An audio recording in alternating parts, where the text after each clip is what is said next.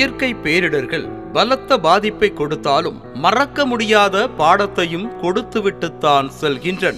அப்படி கழுத்தளவு தண்ணீரிலும் நம்பிக்கை இழக்காமல் உயிரை காப்பாற்றிக் கொண்டு வாழ்நாள் பாடமாகவே பார்க்கப்பட வேண்டியவர்தான் வெள்ளத்தில் சிக்கி மீட்கப்பட்ட சகுந்தலா பாட்டி.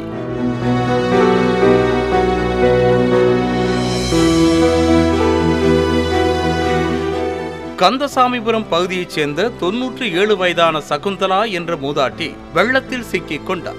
இந்த தகவலை அறிந்த அந்த பகுதி இளைஞர்களே வீட்டுக்குள் சென்று மூதாட்டியை பத்திரமாக மீட்டு தூக்கி வந்தனர்.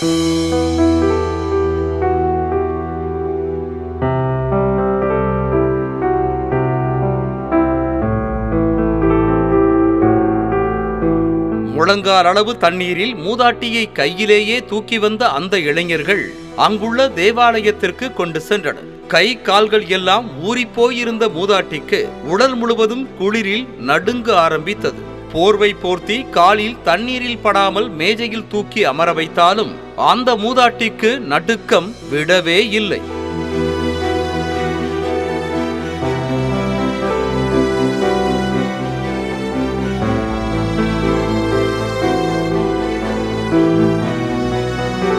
இரண்டு கைகளையும் இறுக்க பிடித்துக் கொண்டு இருக்க முயன்றும் நடுக்க மட்டும் குறையாததே வெள்ளத்தில் சிக்கி அவர் பட்ட கஷ்டங்களை கண் முன்னே காட்டியது.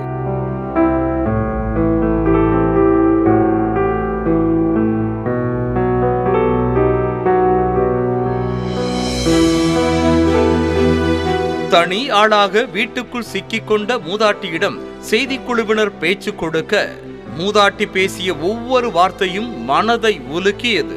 தனது பெயர் சகுந்தலா என சொல்லி ஆரம்பித்த மூதாட்டி கழுத்து வரைக்கும் தண்ணீர் வந்து வீடே மூழ்கும் நிலைக்கு வந்துவிட்டது என்றதோடு மரக்கட்டிலே மிதக்கும் அளவிற்கு நீர் சூழ்ந்து விட்டது என்றார். இல்ல வீட்ல ஃபுல்லா தண்ணி வந்துருச்சா? ஆமாய்யா, நிறைய கழுத்துக்கு வந்துருச்சியா.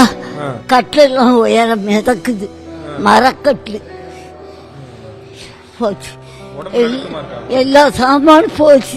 சமையல் பாத்திரங்கள் உட்பட ஒரு பொருள் இல்லாமல் எல்லாமே தண்ணீரில் போயிருச்சு என கண்ணீர் வடித்த அந்த மூதாட்டி சேலைகள் கூட தண்ணீரில் மிதப்பதால் மாற்று உடை கூட இல்லை என வேதனை வெம்ப பேசிக் கொண்டிருந்த போதே கைகளும் கால்களும் நடுங்கிக் கொண்டிருந்தன. தண்ணி தண்ணி கூட சோர்வுங்கிற சட்டி எல்லாம் பேசியா. நான் என்ன செய்ய போறேன்னு தெரியல ஐயா. சேவை பூரா தண்ணி மிதக்குது தண்ணியில. எல்லாவற்றிற்கும் மேலாக வெள்ளம் சூழ்ந்த வீட்டுக்குள் 2 நாளாக தாக்கு பிடித்தது எப்படி என மூதாட்டி பேசியதை கேட்கும்போது யாருக்காக இருந்தாலும் அழுகையே வந்துவிடும்.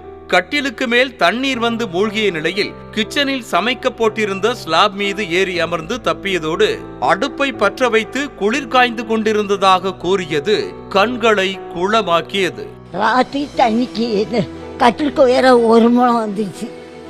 ஒரு இடம் இல்லை, பறக்க முடிச்சுட்டு சாண்டு போட்டுப்பாங்கல்ல, கருப்பு சாண்டு, அதில் போய் உட்காந்து ஒரு ஸ்டவ்வை பற்ற வச்சு தீயை போட்டு கையை காமிச்சுக்கிட்டே இருந்தேன். 2 கையை அப்படி காமிச்சுக்கிட்டே இருந்தேன். அரசுக்கு என்ன கோரிக்கை வைக்க விரும்புறீங்க என செய்தியாளர் கேட்க எல்லாமே போச்சே என நான் தழுதழுக்க பேசிய அந்த மூதாட்டி உலை வைக்கிற பானை கூட தண்ணீரில் போயிருச்சு என கண்ணீர் வடித்தார். ஒரு சோர்வு திங்கிற இனமும் அரிசி போயிட்டு குடம்பானையெல்லாம் காணோம், ஒன்னையும் காணோம், எல்லாம் தண்ணி கொண்டு போயிடுச்சு.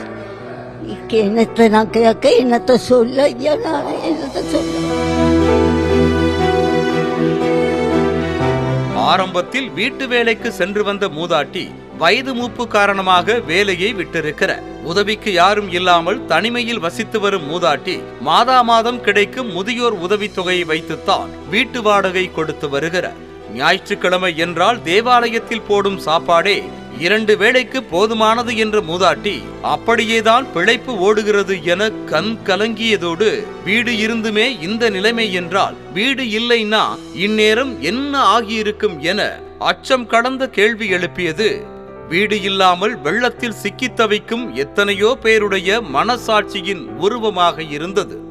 வேலை வெட்டி பார்க்க முடியாது, வயசுக்கு மேல வேலை பார்க்க முடியாது, 2 வீட்டில் வேலை பார்த்தேன். முதியோர் பென்ஷன் 1000 ரூபா வருது. வாடகை வீடு வேணும் இல்லையா? வீடு இருந்துமே இப்படி ஒரு நிலைமைக்கு ஆயிடுச்சு. வீடு இல்லைன்னா என் நிலைமை எவ்வளோ மோசமாக இருக்கும் இல்லையா?